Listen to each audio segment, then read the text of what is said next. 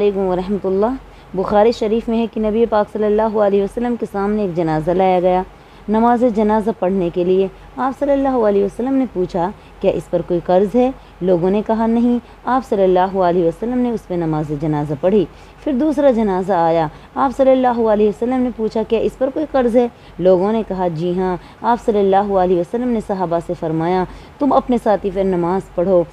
حضرت ابو قتادہ نے عرض کیا یا رسول اللہ صلی اللہ علیہ وسلم اس کا قرض میں نے اپنے ذمہ لے لیا ہے۔ تب آپ صلی اللہ علیہ وسلم نے اس میں نماز جنازہ پڑھی۔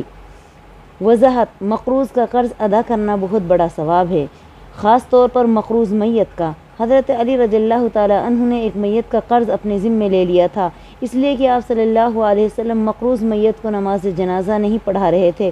اس کے بعد آپ صلی اللہ علیہ وسلم نے حضرت علی کو دعا دی کہ اللہ رب العزت تم کو جزائے خیر دے اور جنت عطا کرے۔ قرضہ زکوٰۃ سے بھی ادا کیا جا سکتا ہے، تو ہمیں چاہیے کہ ہم جیتے جی اپنے تمام قرضوں کو ختم کر دیں۔ السلام علیکم ورحمۃ اللہ۔